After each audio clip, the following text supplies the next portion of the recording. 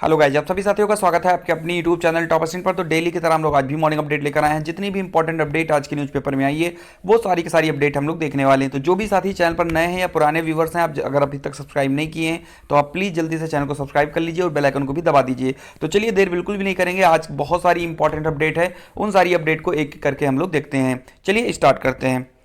सबसे पहली अपडेट यहां पर है यूपीएससी वाले छात्रों के लिए, क्योंकि ओटीआर लागू हो चुका है और ये एक बड़ी खबर निकल के आई है। यहां पर लिखा है कि सरकारी नौकरी बार बार नहीं भरना होगा फॉर्म। यूपीएससी लाया ओटीआर, अभ्यर्थियों की निजी जानकारियां आयोग के सर्वर पर रहेंगी सुरक्षित। संघ लोक सेवा आयोग यूपीएससी की परीक्षाओं के लिए अब आवेदन फॉर्म को बार बार नहीं भरना होगा। आयोग ने वन टाइम रजिस्ट्रेशन ओटीआर सुविधा शुरू की है, जिसमें पंजीकरण के बाद अभ्यर्थी का निजी जानकारियां सर्वर पर सेव हो जाएंगी। अगली बार आवेदन करने पर 70% तक का फॉर्म भरा मिलेगा। ओटीआर के लिए यूपीएससी की वेबसाइट पर विशेष प्लेटफॉर्म बनाया गया है, यहां किसी भी समय पंजीकरण करवाया जा सकता है। विद्यार्थी खुद अपनी जानकारी सत्यापित या वेरीफाई कर पाएंगे।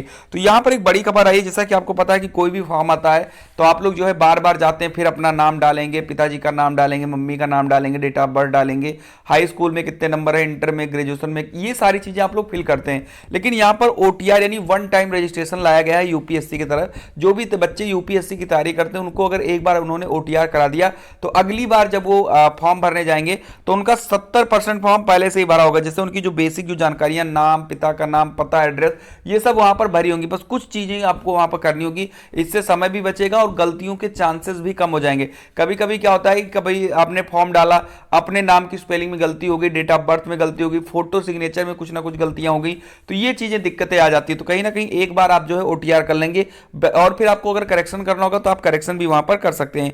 यहां पर लिखा है कि बचेगा समय, गलतियां होंगी कम।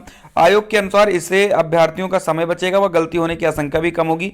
आयोग हर साल सिविल सेवा परीक्षा आयोजित करता है। इसके 3 चरण, प्रिलिमिनरी, मेन और इंटरव्यू हैं। इनके जरिए भारतीय प्रशासनिक सेवा, विदेश सेवा, पुलिस सेवा व अन्य सेवाओं के लिए अधिकारी जो हैं चुने जाते हैं। ठीक है, तो यहां पर एक बड़ी खबर निकलकर यहां पर सामने आ चुकी है।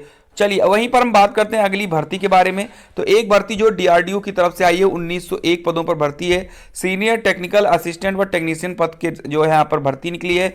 आयु सीमा 18 से 28 साल है। साथ ही साथ ओबीसी, एससी, एसटी वालों को उम्र सीमा में छूट भी दी गई है। पात्रताएं क्या है, कौन कौन आवेदन कर सकता है, तो उम्मीदवारों के पास मान्यता प्राप्त बोर्ड संस्थान से पदानुसार 10वीं हो या उसके समकक्ष हो, आईटीआई सर्टिफिकेट या संबंधित विषय में ग्रेजुएशन, डिप्लोमा एवं अन्य निर्धारित जो है पात्रताएं होनी चाहिए। यानी कि आपके पास में या तो आईटीआई सर्टिफिकेट हो, विषय में ग्रेजुएशन, डिप्लोमा एवं अन्य निर्धारित पात्रताएं अगर हैं तो आप इसको भर सकते हैं। चयन के तरीके में बताया गया है कि चयन के लिए टीयर 1 व टीयर 2 की कंप्यूटर आधारित परीक्षा सीबीटी ट्रेड टेस्ट का आयोजन पदानुसार किया जाएगा। सीबीटी में सभी प्रश्न बहुविकल्पीय होंगे। सीबीटी में general intelligence, reasoning ability, general awareness, अंग्रेजी भाषा आदि विषयों से प्रश्न पूछे जाएंगे। ट्रेड टेस्ट क्वालिफाइंग प्रकृति का होगा। अभ्यर्थियों की नियुक्ति चिकित्सीय रूप से फिट पाए जाने के अधीन होगी। आवेदन की अंतिम तारीख 23 सितंबर है और आवेदन शुल्क इसकी मात्र 100 रुपए है। इसकी ऑफिशियल साइट दी गई www.drdo.gov.in, वहां पर जाकर आप भर सकते हैं। तो 1901 पदों पर जो है एक बड़ी भर्ती निकल के आई है डीआरडीओ की तरफ से। अगली अपडेट जो है यूपी स्कॉलरशिप को लेकर के, और आज की इस वीडियो में यूपी स्कॉलरशिप से 2 अपडेट है, उनको देखते हैं। सबसे पहली तो अपडेट यहां लिखा है कि स्कॉलरशिप के आवेदन 29 अगस्त तक कर सकेंगे। ठीक है, राष्ट्रीय आय व योग्यता आधारित छात्रवृत्ति परीक्षा 2023-24 के ऑनलाइन आवेदन 29 अगस्त से होंगे। आवेदन करने की अंतिम तिथि 24 सितंबर है। इसकी परीक्षा 6 नवंबर को होगी। यूपी के लिए 15,143 सीटों का कोटा निर्धारित किया गया। तो ये जो इसकी स्कॉलरशिप है, ये जो आपकी राष्ट्रीय आय एवं योग्यता आधारित होती है, ये परीक्षा होती है इसकी। ठीक है, और जब आप परीक्षा में पास होते हैं या आपका नाम आता है तो आपको 12,000 रुपए यहाँ पर स्कॉलरशिप के रूप में मिलती है। 15,143 सीटों का कोटा जो है निर्धारित किया गया है यूपी में। बेसिक शिक्षा विभाग के निदेशक सर्वेंद्र बहादुर विक्रम सिंह ने बुधवार को आदेश जारी किया है कि इस परीक्षा के लिए कक्षा 7 की परीक्षा न्यूनतम 55% अंकों के साथ प्राप्त करने वाले विद्यार्थी पात्र हैं। आरक्षित वर्ग को 5% की छूट दी जाएगी। ऐसे छात्र छात्राएं ही पात्र होंगे जिनके अभिभावकों की वार्षिक आय सभी स्रोतों से 3.5 लाख रुपए से अधिक नहीं होनी चाहिए। तो इसमें वो छात्र अप्लाई कर सकते हैं जिनको कक्षा 7 में न्यूनतम 55% अंक मिला हो और साथ ही साथ उनके पिताजी की जो आय है वो 3.5 लाख रुपए से कम हो। यहां पर बताया कि 12,000 रुपए सालाना मिलेगी छात्रवृत्ति। इस परीक्षा में केंद्रीय विद्यालय, जवाहर नवोदय विद्यालय, सैनिक स्कूल, राजकीय आवासीय व प्राइवेट स्कूलों में अध्ययनरत विद्यार्थी नहीं बैठ सकते हैं। इसमें 1,000 रुपए प्रतिमाह की दर से 12,000 रुपए सालाना छात्रवृत्ति दी जाएगी या छात्रवृत्ति कक्षा 9 से 12 तक दी जाएगी। तो यहाँ पर आप देख सकते हैं, लेकिन इसमें ये लोग अप्लाई नहीं कर सकते हैं जिनके बारे में यहाँ पर ऑलरेडी दे रखी है। समझ में आ गया, बाकी लोग अप्लाई कर सकते हैं। 1,000 रुपए सालाना यहाँ पर स्कॉलरशिप दी जाती है। एक अपडेट और आई है स्कॉलरशिप से रिलेटेड, इसको भी देख लेते हैं। यहां लिखा है कि रामपुर में छात्रवृत्ति घोटाले की जांच करेगी एसआईटी। आपको पता है कि जब यूपी स्कॉलरशिप की बारी आती है, खासतौर पर बीएड, डीएलएड, बीएससी, बीए, जो भी अपर क्लास की जिनकी स्कॉलरशिप ज्यादा मात्रा में आती है, तो उसमें घोटाला भी बहुत ज्यादा होता है। ऐसे में रामपुर में छात्रवृत्ति घोटाले की जांच करेगी एसआईटी। रामपुर में लाखों रुपए के छात्रवृत्ति घोटाले की जांच विशेष जांच दल एसआईटी करेगी। एसआईटी ने 1391 लाभार्थियों की फर्जी सूची तैयार कर छात्रवृत्ति के 39 लाख रुपए हड़पे जाने के मामले में कॉलेज प्रबंधक समेत 4 आरोपितों के विरुद्ध एफआईआर दर्ज कर दी है। रामपुर के जिला अल्पसंख्यक कल्याण अधिकारी मोहम्मद खालिद की ओर से मामले में पूर्व में सिविल लाइन कोतवाली में एफआईआर दर्ज कराई गई थी। शासन के आदेश पर एसआईटी ने अब इस मामले में मुकदमा दर्ज कर जांच शुरू कर दी है। रामपुर के ग्राम मसवासी निवासी मोहम्मद रफी मदरसा जामिया आयसा नगर, मदरसा Aisha Ali Ahmad institute of higher education Arabic तथा मदरसा आयसा अली अहमद आईएस सेकेंडरी कॉलेज का प्रबंधक है। आरोप है कि रफी ने 18-19 के सत्र में अपने साले फाजिल व दानिश के सहयोग से जनधन खाता धारकों को फंसाया था। कुछ रकम देने का प्रलोभन देकर उनके खाता का ब्यौरा जो है यहाँ पर लिया गया था। तो आप ये देख लीजिए, यहाँ पर रामपुर की बात नहीं है, लगभग हर एक जगह पर ऐसी दिक्कतें आती हैं। जो पात्र छात्र होते हैं उन लोगों को जो है स्कॉलरशिप नहीं मिल पाती है। बहुत सारे छात्र ऐसे हैं जो आज भी बता रहे हैं कि सर मेरा फॉर्म जो है वेरीफाई है, लेकिन हमको अभी तक स्कॉलरशिप नहीं दी गई। बहुत सारी समस्याएं छात्र बता रहे हैं। कुछ लोगों का तो फंड अनअवेलेबिलिटी बता दिया गया कि फंड ही खत्म हो गया, कुछ लोगों का ब्लॉक कर दिया गया बिना किसी रीजन के। तो यहाँ पर जो यूपी स्कॉलरशिप है उसको लेकर के समस्याएं आती हैं। वहीं पर कुछ लोग ऐसे हैं जो धांधली करके जो लोग अपात्र होते हैं उनको दिला देते हैं, और जो पात्र होते हैं जिनको वाकई में जरूरत होती है उनको नहीं मिलता है। चलिए बढ़ते हैं अगली अपडेट की तरफ। अगली अपडेट है डीएलएड की काउंसलिंग को लेकर के। डीएलएड की होगी दूसरी काउंसलिंग, तिथि की घोषणा जल्द। आप सभी को पता है कि डीएलएड में एडमिशन जो है छात्र ले नहीं रहे हैं, बहुत ज्यादा समस्या हो रही है, लेकिन उसको लेकर के दूसरी काउंसलिंग शुरू कराई जा रही है।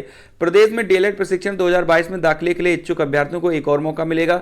सचिव परीक्षा नियामक प्राधिकारी की ओर से दूसरी काउंसलिंग कराने के लिए शासन को प्रस्ताव भेजा गया था। प्रस्ताव को मंजूरी मिल गई है, जल्दी समय सारणी जो है जारी होगी। डीएलएड प्रशिक्षण 2022 में पहली काउंसलिंग के तहत कॉलेजों में दाखिला लेने की अंतिम तिथि मंगलवार थी। पहली काउंसलिंग के बाद बड़ी संख्या में सीटें रिक्त रह गई हैं। ऐसे में एक सप्ताह में दूसरी काउंसलिंग की समय सारणी जो है जारी हो जाएगी।